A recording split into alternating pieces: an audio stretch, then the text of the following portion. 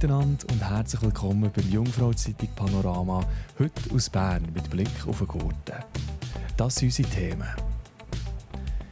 In Interlaken steigen wir in Pedal für einen Teil der Weihnachtsbeleuchtung. Und wir reden mit einer olympischen Breakdancerin aus dem Berner Oberland. Weihnachtsbeleuchtung und das trotz dem drohenden Strommangel.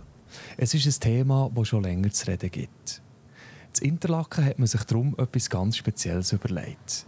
Dort gibt es einen Weihnachtsbaum, der mit einem Fitnessvelo zum Leuchten gebracht wird. Die Velo-Baumbeleuchtungsaktion läuft noch bis zum 8. Januar. Der Samuel Stähli berichtet. Ja, wieder Guido, Helmut. Heute haben wir hier den Baum einweihen, den Weihnachtsbaum der speziell. Wie seid ihr auf die Idee gekommen, eine Beleuchtung zu machen, die man mit Menschenkraft betreiben? Ja, es war das Thema Strommangel. Mobiliar, das ganze Team hat sich Gedanken gemacht, wo können wir etwas dazu beitragen. Wir haben als erstes Leuchtschrift abgestellt.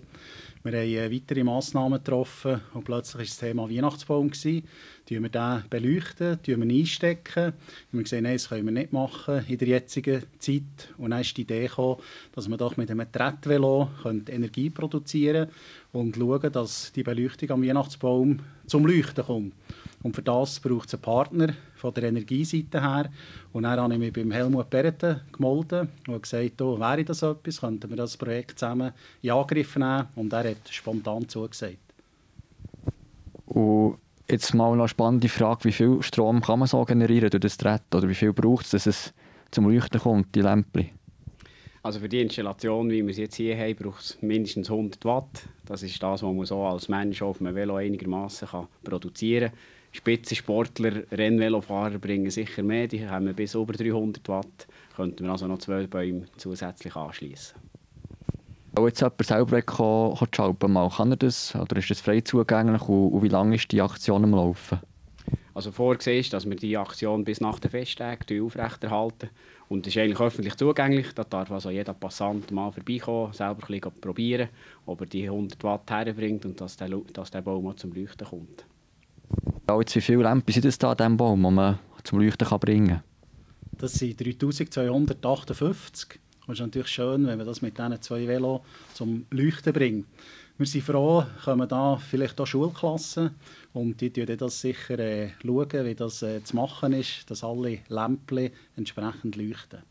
Und ist jetzt geplant, das Projekt nächstes Jahr noch an anderen Orten wie durchzuführen oder sogar noch hier grösser zu machen, zu Interlaken, also zu Unterseen? Also das Projekt kann durchaus ein bisschen Strahlkraft haben. Das ist auch ein Projekt, das etwas bietet und wo man sieht, was eben passiert, wenn der Strom nicht da ist. Natürlich wären wir froh, wenn wir nächsten Winter oder beziehungsweise in einem Jahr das Thema vom Tisch haben. Aber aus heutiger Sicht wird das noch weitergehen und möglicherweise wird das Projekt noch kopiert und wird an anderen Orten auch noch aufbauen. Von der Baumbeleuchtung jetzt zu olympischen Medaillen. So eine könnte theoretisch in ein paar Jahren die Thunerin Jessica Rieben gewinnen. Sie gehört zu einem Kader von einem olympischen Breakdance-Team. Meine Kollegin Rebecca Affolter hat mit ihr geredet.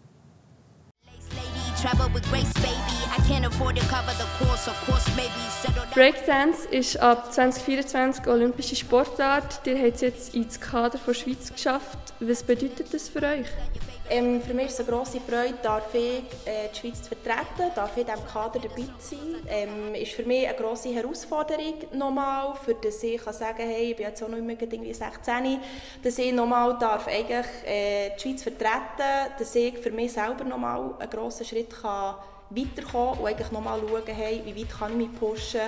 Es ist eine ganz andere Herausforderung und auf das freue ich mich eigentlich sehr. Es ist immer noch ein sehr weiter Weg zur Olympiade. Ihr müsst euch jetzt zuerst noch qualifizieren. Es hat nicht so viele Plätze. Was sind so eure Erwartungen an diesem Weg? Ja, es ist so. Ich denke, wichtig ist, dass man Ziele hoch setzt, dass man auch dorthin arbeiten kann. Die Erwartungen selber sind einfach, dass ich Vollgas geben kann, dass ich mich so weit pushe wie möglich, dass ich das Ziel auch erreichen kann, das Endziel. Aber ich denke, schlussendlich ist schon der Weg das Ziel dorthin und eigentlich die einzelnen Zwischensteps können so weit wie möglich zu kommen, dass es schlussendlich eine Chance würde geben, auch wenn die klein ist, aber einfach nicht aufhören, an das zu glauben und ja, nicht verletzt zu werden, immer noch die gleiche Freude und Passion können zu haben, mir selber zu repräsentieren dort. Und da bin ich gespannt, was mich schlussendlich eben erwartet. Was fasziniert euch persönlich am Breakdance? Für mich ist das Breaking so, ich habe mich in die Kultur verliebt, als ich ein Kind war. Und es ist eine Passion daraus geworden. Und für mich war es eine ganze Lebensschule. Also die Person, die ich heute bin, der Künstler, der ich heute bin, ist eigentlich durch die ganze Hip-Hop-Kultur entstanden. Und darum ist das Breaken für mich schon eigentlich eben, bedeutet mir alles. Ich kann mich ausdrücken damit. Es tut mich immer wieder herausfordern. Also es ist immer wieder eine Challenge. Es hat mich sehr viel gelernt. Und darum, es ist ein Bestandteil von meinem Leben. Und jetzt noch ein Blick auf das Wetter. Wie es die nächsten Tage genau weitergeht, das sagen euch in ein paar Momenten unsere Kollegen von Meteo News. So viel für heute. Mehr spannende Artikel findet ihr auf unserer Webseite jungfrauzeitung.ch. Schön, dass ihr eingeschaltet.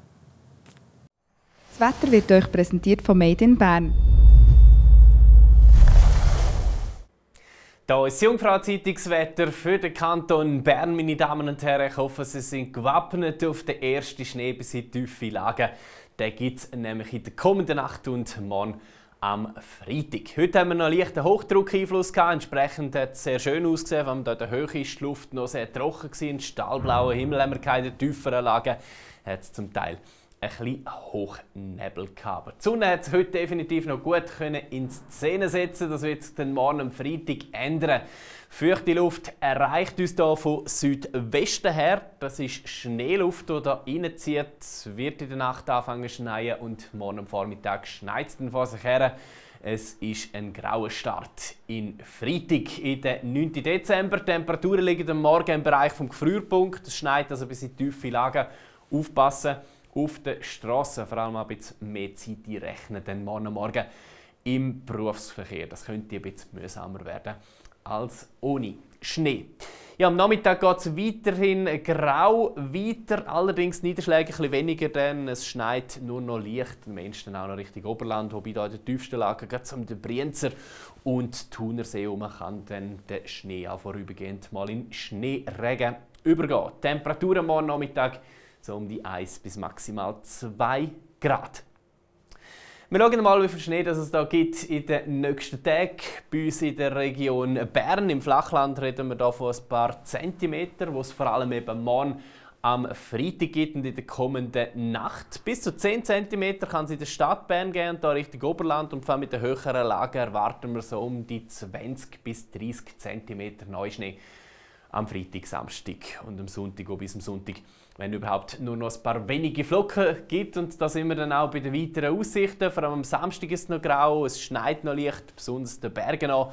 Am Sonntag dann weitgehend trocken, im laufenden Tag ein Übergang zu recht sonnigem Wetter. Nächste Woche, wie sehen, es geht kalt weiter. Es ist ein bisschen veränderlich. Die Sonne wird sich immer wieder mal zeigen zwischendurch. Es gibt aber auch ein paar Schneeschauer, beispielsweise auch zum Start in die neue Woche.